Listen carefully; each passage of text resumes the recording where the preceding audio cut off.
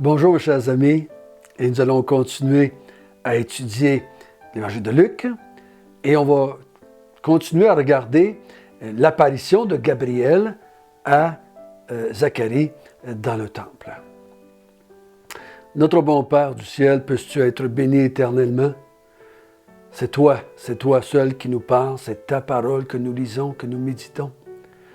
Et nous admettons facilement que nous avons besoin de ton Esprit Saint pour comprendre ta parole. Guide-nous, éclaire-nous, illumine-nous, afin qu'on puisse saisir qui était ton Fils, qu'est-ce qu'il est venu accomplir pour ta propre gloire. Amen. Donc, on a vu depuis les 2-3 jours qui viennent que Luc va écrire un récit des événements qui se sont passés de la naissance de Jésus jusqu'à la fin des Actes des Apôtres. Un livre, 2 tomes. Il écrit à un homme appelé Théophile, excellent Théophile, qui a besoin de certitude dans ce qu'il a entendu. Donc, il a entendu des choses, mais il n'est pas certain, il n'y a pas de preuve comme de quoi c'est vrai, ou il n'y a pas de démonstration de quoi c'est vrai. La foi, vous savez, n'est pas basée sur des à peu près. Notre foi, en tant que chrétien, est basée sur des faits historiques, sur une personne historique qu'on appelle Jésus. On a vu ensuite que dans les 3 premiers chapitres, il va appeler des témoins qui vont dire des choses par rapport à Jésus, qui vont dire qu'est-ce que Jésus vient faire là en tant que Messie, qu'est-ce qu'il veut accomplir. Le premier témoin est un ange qui va dire à Zacharie qu'est-ce que son fils va accomplir pour le Messie, pour mettre en place le Messie et le royaume de Dieu. Donc, l'important, ce n'est pas Zacharie, l'important, ce n'est pas Élisabeth, l'important, ce n'est pas Gabriel, l'important, ce n'est pas Jean-Baptiste, l'important, c'est qu'est-ce que ce Jean-Baptiste-là vient faire dans l'histoire de Jésus. On a vu hier que Zacharie et Élisabeth étaient des gens pieux, justes devant Dieu, qui pratiquaient la loi, qui étaient des gens religieux, qui étaient impliqués, qui étaient des vrais Juifs, qui croyaient à la venue du Messie, qui imploraient, on a vu ensemble même qu'ils priaient la venue du Messie, comme la plupart des Juifs devaient faire à ce moment-là. Et Gabriel, un ange envoyé de Dieu, dit « Ta prière est exaucée, le Messie va venir. » Et toi et ta femme, Dieu va faire un miracle dans votre vie. Vous allez avoir un enfant, malgré que vous n'êtes pas capable d'en avoir, vous avez passé l'âge d'en avoir, mais vous allez avoir un enfant qui va être un sujet de joie pour le monde entier.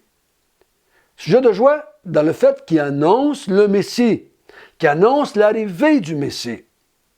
C'est ça qui va causer la joie de Zacharie, d'Élisabeth et du peuple d'Israël. Il annonce la venue du Messie. Il va préparer le peuple pour l'arrivée du Messie, ce Messie que le peuple d'Israël attendait depuis des millénaires. Si vous voulez bien, nous allons relire ensemble la déclaration de l'ange à Zacharie, qui est dans le temple, en train d'offrir le parfum pour les prières du peuple. Donc, on va lire à partir du verset 14 jusqu'au verset 20. Il sera pour toi un sujet de joie et d'allégresse, et plusieurs se réjouiront de sa naissance. Car il sera grand devant le Seigneur. Il ne boira ni vin, ni liqueur enivrante, et il sera rempli de l'Esprit Saint dès le sein de sa mère. Il ramènera plusieurs des fils d'Israël au Seigneur leur Dieu. Il marchera devant Dieu avec l'esprit et la puissance d'Élie pour ramener les cœurs des pères vers les enfants et les rebelles à la sagesse des justes, afin de préparer au Seigneur un peuple bien disposé. Zacharie dit à l'ange, « À quoi reconnaîtrai-je cela? Car je suis vieux et ma femme est avancée en âge. » L'ange lui répondit, « Je suis Gabriel, je me tiens devant Dieu. J'ai été envoyé pour te parler et pour t'annoncer cette bonne nouvelle. Et voici, tu seras muet et tu ne pourras parler jusqu'au jour où ces choses arriveront, parce que tu n'as pas cru à mes paroles, qui s'accompliront en leur temps. » Donc, le message à Zacharie, par Gabriel, il dit, le message que je viens t'amener, c'est que ta femme et toi, vous allez avoir un enfant, et cet enfant va être un sujet de joie pour tout le monde, et il va être rempli du Saint-Esprit dès le sein de sa mère. Donc, toute sa vie de Nazaréen, parce qu'il va être, vu qu'il ne boit pas de liqueur ni de vin, on appelle ça le vœu de Nazaréen, il se consacre, un peu comme Samson dans l'Ancien Testament, il se consacre pleinement à Dieu, il va être complètement dédié à Dieu, il ne sera pas un sacrificateur, mais il va devenir un prophète de Dieu. Dès le sein de sa mère, il va commencer à présenter le Messie. Mais il dit au verset 16 et 17, c'est important qu'on comprenne ça, là. Écoutez-moi bien, là. Arrêtez de faire la vaisselle si vous êtes en train de faire la vaisselle. Pensez-y bien. Parce qu'il est en train de nous dire l'état du peuple de Dieu quand le Messie va venir. C'est pour ça que je vous ai dit dans la première vidéo. Il ne parle pas des croyants. Le peuple d'Israël est un peuple qui, selon le verset 16, est éloigné de Dieu, est éloigné du Seigneur, parce qu'il dit, il va ramener plusieurs des fils d'Israël au Seigneur leur Dieu, parce qu'ils en sont éloignés, ils ont quitté. On connaît l'histoire d'Israël dans l'Ancien Testament. Ça fait 400 ans que Dieu n'a pas adressé la parole au peuple d'Israël. Ça fait 400 ans. Depuis Malachie dans l'Ancien Testament. 400 ans avant l'arrivée de Jean-Baptiste qui va être un prophète. Le peuple s'était éloigné de Dieu. S'était séparé de Dieu. C'est pour ça que Jésus va dire, « Ce peuple m'honore des lèvres, mais son cœur s'est éloigné de moi. » Le peuple d'Israël est dans un état de rébellion contre son Dieu. C'est pour ça qu'il va dire un peu plus loin, « Il marchera devant Dieu avec l'esprit et la puissance d'Élie. » Élie est un prophète qui est venu pendant que le peuple était éloigné de Dieu. Il adorait des Baals et des Astartés. Il était dirigé plus par Jézabel, la prophétesse, qui était hérétique. Donc il dit, comme Élie a servi à ramener le peuple de Dieu vers son Dieu, vers Jéhovah, le Dieu d'Israël, il dit, Jean-Baptiste, ton fils Zacharie, va servir à ramener le peuple de Dieu vers son Dieu. Il dit, pour ramener les cœurs des pères vers les enfants et les rebelles à la sagesse des justes. Donc, il va ramener les gens vers Dieu. Il va les ramener à se tourner vers Dieu. Il va ramener les pères vers les fils. Qu'est-ce que ça veut dire? Selon moi, c'est que Jean-Baptiste est un enfant des pères. Il va ramener les pères vers Dieu. C'est son rôle. Regardez bien pourquoi. Pourquoi il va faire ça? Pourquoi il va prêcher et ramener le peuple vers Dieu? À la fin du verset 17, afin de préparer au Seigneur un peuple bien disposé. Donc, il dit, le rôle de Jean-Baptiste, c'est de bien disposer le peuple de Dieu, les Juifs, à quoi? Disposer à recevoir le Messie qui s'en vient. La prière qui est exaucée de Zacharie, ce Messie qu'ils attendent depuis des millénaires, va arriver. Il dit, on va le voir un peu plus loin, qu'il va dire, Jean est celui qui prépare le chemin du Seigneur. Donc il dit, ton fils va ramener le peuple d'Israël par la prédication de la repentance, pour la rémission des péchés. Il va préparer le peuple à être bien disposé à recevoir le Messie. Donc le Messie va arriver dans un peuple qui était rebelle, mais que Jean-Baptiste va avoir préparé par la prédication de la repentance. C'était son but. C'est le but de Jean-Baptiste. Donc le peuple d'Israël, au moment que Jésus va arriver, c'est un peuple qui était en rébellion avec son Dieu. Jean-Baptiste va en préparer. Il y en a plusieurs qui vont accepter le message de Jean-Baptiste. Il y en a d'autres qui vont le rejeter. Il y en a qui vont l'accepter et qui vont être bien disposés pour recevoir le Messie. Mais c'est son but. C'est le but de Jean. De Jean, ouais. Et là, Zacharie dit, ouais, mais comment est-ce que ça va se faire? Je suis vieux, moi là, ma femme est vieille, on n'est pas capable d'avoir des enfants. Je suis Gabriel, j'ai été envoyé par Dieu je viens de te dire que tu vas avoir un enfant et tu me crois pas. Tu ne me crois pas. Tu aurais dû me croire, Jean.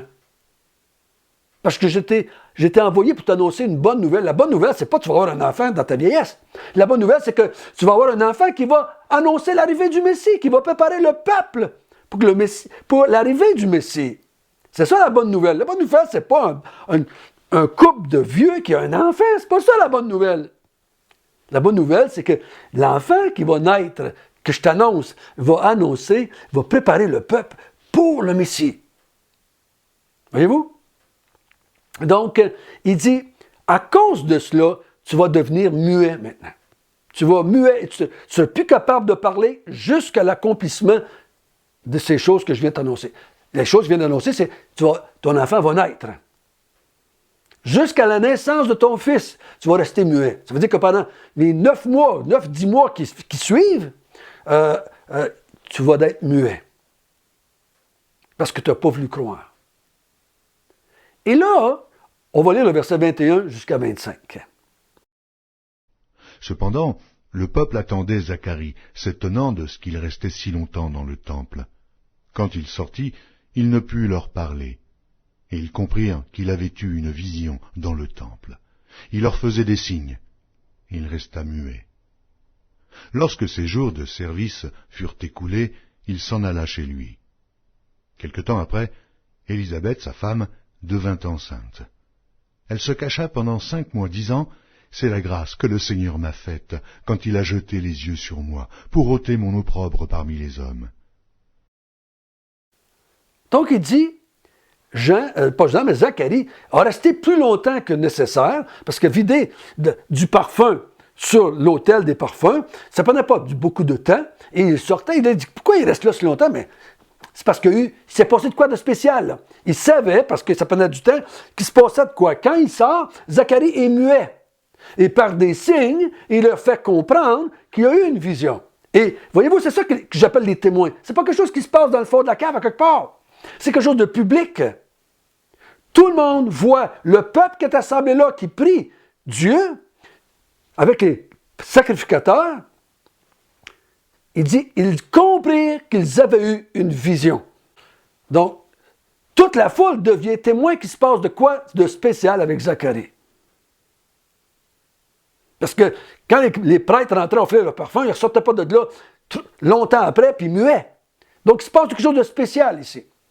Donc, Zacharie, après son temps, il peut passer quelques temps après qu'il ait fini son temps comme sacrificateur, il n'est pas sorti, même s'il était muet, il a continué à faire son ministère comme prêtre dans le temple. Quand c'est fini, il retourne chez eux et il va avoir une relation sexuelle avec sa femme, hein, on sait ça. C'est pas un miracle comme Marie. Le couple va avoir une relation sexuelle et Dieu, par un miracle, il va permettre qu'Élisabeth, qui est avancée en âge, qui est une femme stérile, va avoir un enfant. Regardons bien ce qu'elle va dire maintenant.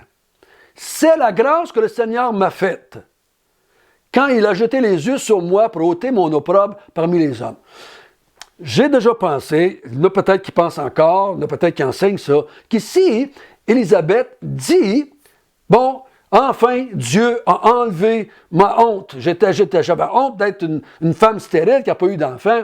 Donc maintenant, Dieu a enlevé ma honte et je suis bien contente, je suis bien heureuse que Dieu a enlevé ma honte. Dieu m'a fait une grâce comme cela. Ça ne fit pas avec ce que Luc veut donner à Théophile. Ça n'aide pas Théophile à devenir convaincu que ce qu'il a entendu est vrai. On va voir que Élisabeth ici, Élisabeth dans la visite à Marie, Élisabeth et Zacharie, je crois que c'est des gens religieux qui aimaient Dieu, qui voulaient voir le Messie.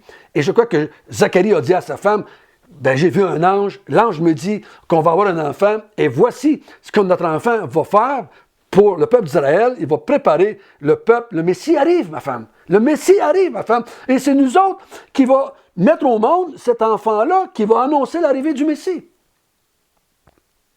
C'est ça que Zacharie va dire à sa femme. C'est pas qu'il va danser une gigue et dire « Enfin, on va avoir un enfant, enfin, on va avoir un enfant. » Non. Je crois que ce qu'Élisabeth dit ici, le Seigneur, elle parle en tant que juive, en tant que femme qui fait partie du peuple de Dieu. Dieu nous a fait une grâce. Elle prend quasiment les mêmes mots que Marie va dire dans son cantique, un peu plus loin. Dieu m'a fait une grâce, il va enlever mon opprobre, il va enlever mon opprobre. En tant que peuple d'Israël qui était dans la honte, qui était dans l'esclavage, qui était dans la soumission à l'Empire romain. Parce qu'il avait été rebelle avec son Dieu. Il avait été chassé en esclavage à Babylone. Ils sont revenus, ils sont rebelles, ils sont sous l'empire des nations.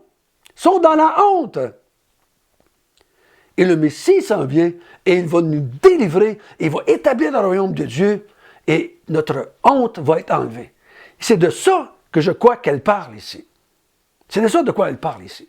C'est pas ma petite honte personnelle. Hein, on a tendance à toujours ramener ça à nous autres. C'est pas notre petite honte. Je crois que c'est pas ça que ce qui est en train de préparer Luc ici, c'est cette femme-là, et Zacharie et cette femme, Élisabeth, plus loin, ils vont faire la même chose. Quand Jean-Baptiste va prendre son nom, ils vont exalter l'œuvre de Zacharie, de Jean-Baptiste envers le Messie. C'est de ça qu'ils vont parler. C'est de ça qu'ils vont parler. Quand ils vont le circoncire, qu'ils vont lui donner un nom, ils vont parler de son œuvre pour préparer la venue du Messie. Donc je crois que c'est ça qu'Élisabeth fait ici. Elle ne parle pas de elle en tant que femme personnellement, mais elle parle de elle en tant que juive, que finalement, Dieu va enlever l'opprobre, parce que le peuple d'Israël était dans un état que Dieu l'avait rejeté, qui était sous l'empire des nations. Et quand le peuple d'Israël était sous l'empire des nations, c'était la preuve que Dieu les avait rejetés, parce qu'ils étaient devenus idolâtres, qu'ils l'avaient abandonné, qu'ils servaient d'autres dieux. Donc il dit maintenant, Dieu va enlever notre opprobre. Elle parle pour elle, comme Marie va faire un peu plus loin, mais elle dit, Dieu va enlever mon opprobre, notre honte en tant que peuple, en envoyant le Messie. Et c'est notre fils, Jean, qui va annoncer l'arrivée et qui va préparer le peuple à recevoir le Messie. Voyez-vous, ça fait beaucoup plus de sens, si on était prêt de même, que de penser que la prière à Zacharie, c'était sa prière pour un enfant, et qu'Élisabeth parle pour remercier par un enfant. Non, c'est que les deux, Zacharie et Élisabeth, on a vu, ils ont été identifiés par Luc comme étant des gens religieux, qui servent Dieu, qui adorent Dieu, qui pratiquent les commandements de Dieu, qui sont justes devant Dieu. Et qu'ils prient pour que le Messie arrive. Donc, ils rendent grâce, toutes les deux, que le Messie est arrivé, que leur enfant va être le héros du roi, va être le prophète qui va annoncer l'arrivée du Messie, qui va préparer le peuple à recevoir le Messie. Notre bon Père du ciel, merci. On se joint à Zacharie, on se joint à Élisabeth, puis on dit merci Seigneur de cette annonce par Gabriel. Merci que l'arrivée du Messie est le sujet de joie de la terre entière. Nous sommes dans l'allégresse parce que tu nous as annoncé l'arrivée du Messie par Jean-Baptiste. Et c'est une grâce, comme Élisabeth a dit, une grâce m'a été faite. Mon opprobre est enlevé. Je suis maintenant un enfant de Dieu. Je suis dans le royaume de Dieu. Je fais partie du peuple de Dieu. Mes péchés ont été pardonnés. Donc, merci Seigneur de cette grâce que tu as accordée à ton peuple par la venue du Messie. Amen.